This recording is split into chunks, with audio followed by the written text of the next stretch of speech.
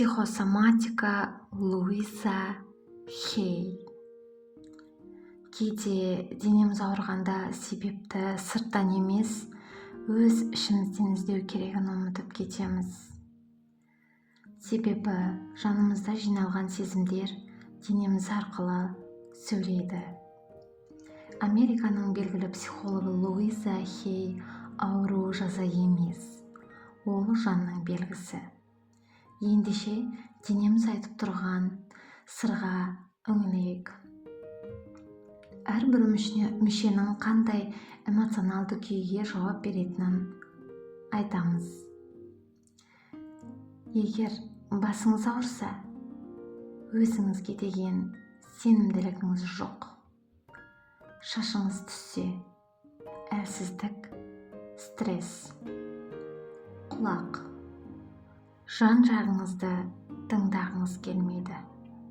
Естіген әңгімеден қиянат көресіз. Асқазан. Жаңа тәжірибенің алдындағы қорқыныш, жаңа өмірге қадам басуға қорқып тұрсыз. Мойын. Қырсықтық. Екінші мүмкіндікті көргіңіз келмейді. Тамақ. Өзіңізді қорғай алмауыңыз. Жұтылған реніш. Арқа. Арқа сүйетін азаматтың жоғы.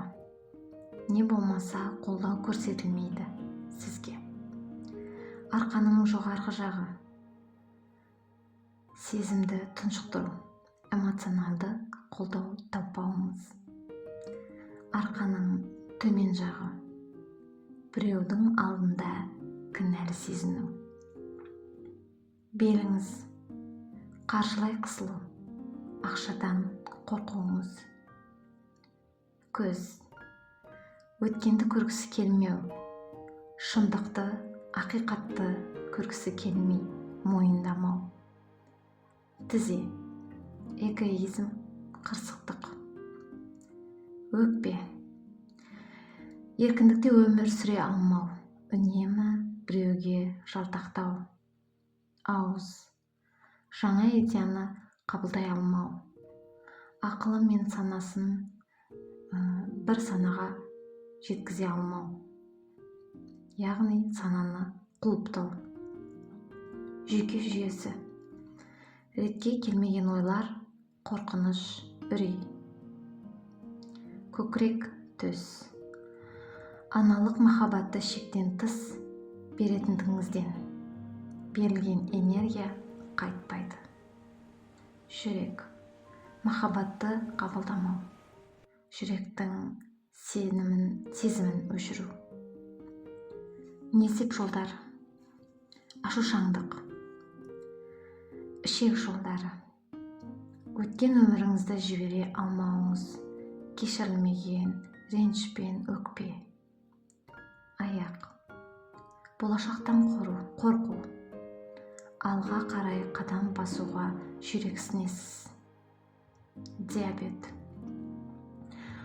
Орындалмаған, қол жеткізілмегенге деген сағыныш. Шаршау. Сүйікті ісіңізбен айналыспау.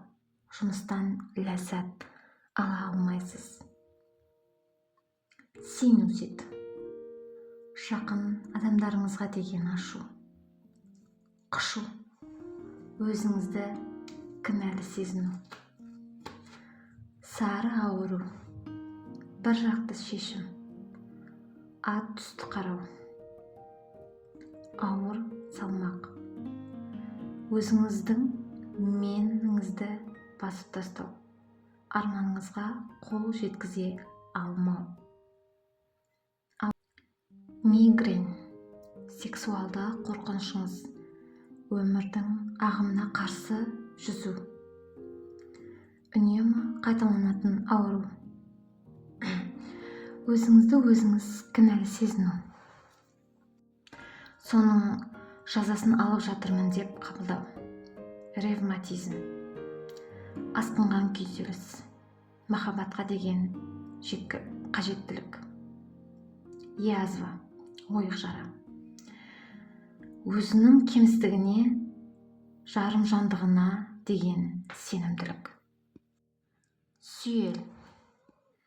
Өзіңнің ұсқынсыздығыңа деген сенімділік. Ішқату. Өткен өмірге қайта-қайта оралу. Ескірген ойдан арылмау. Тамырлардың кеңею. Варикоз. Шек көрініш сезімдерін бастан кешіру. Герпес. Ірің, жарақат, ашу, ыза. Рак. Онкология. Күйік, босата алмаған ренішіңіз бен кешіріміңіз. Ісік, опухоль. Ұятыңыздың маза бермеуі. Өзіңіздің жаныңыздың жеген қандай эмоционалды күйіңізді білу бұл деніңіздің сау болуына алғашқы қадам. Ал одан кейін әрине өткенмен, өкпемен, ренішпен жұмыс жасау. Жаратушы бәрімізге, тәнімізге де, жанымызға да саулығын берсін. Бастысы жүрегіңіз бен тіліміз таза болсын.